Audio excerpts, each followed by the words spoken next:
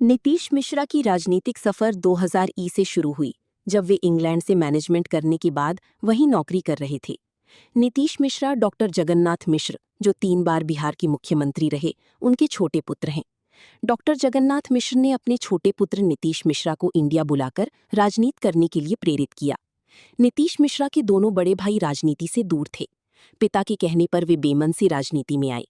पहली बार नीतीश मिश्रा जन कांग्रेस के टिकट पर झंझारपुर से चुनाव लड़े, लेकिन चुनाव हार गए।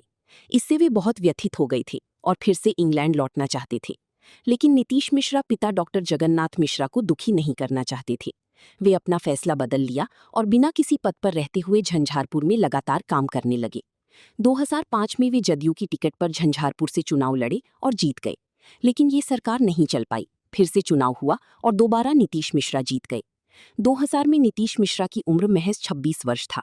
2005 में जब नीतीश कुमार मुख्यमंत्री बने तो नीतीश मिश्रा पहली बार नीतीश कैबिनेट में गन्ना मंत्री बनाई गई।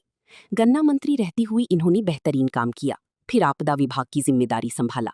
2010 में चुनाव जीतने के बाद नीतीश मिश्रा को ग्रामीण विकास विभाग का मंत्री बनाया गया। ग्रामीण मंत्री के रूप में इन्होंने ऐसा काम किया कि नीतीश कुमार इनसे बहुत प्रभावित हुए। जीविका दीदी जो आज विशाल स्वरूप में है, ये कॉन्सेप्ट नीतीश मिश्रा का ही है। नीतीश मिश्रा को राजनीति में घेरने के लिए हमेशा प्रयास होता रहा। नतीजा हुआ कि इतनी तेज शालीन युवा नेता को 2015 विधानसभा चुनाव में महज 834 मतों से हार का सामना करना पड़ा। अपने ही लोग विरोध करने लगे, लेकिन इन्होंने हिम्मत नहीं हारी और लगातार झंझारपुर में आती रही और काम करती रही। इसी बीच बिहार की राजनीति में एक ऐसी घटना घटी कि ये जदयू छोड़ भाजपा में आ गई। फिर 2020 विधानसभा चुनाव में 41,000 से अधिक मतों से जीतकर विधानसभा पहुंच गए। नीतीश मिश्रा को उद्योग और पर्यटन मंत्री बनाया गया, जहां इन्होंने लाजवाब काम कर पूरी बिहार में सुर्खियां बटोरने लगी।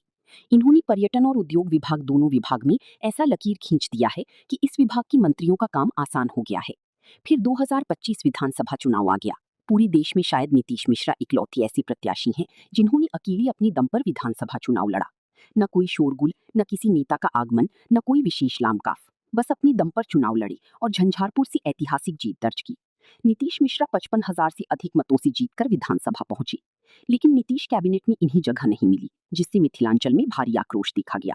लेकिन जब सम्राट चौधरी मुख्यमंत्री बने और मंत्रिमंडल का विस्तार हुआ तो इन्हें नगर विकास और सूचना प्रौद्योगिकी 2 विभाग की जिम्मेदारी मिली है।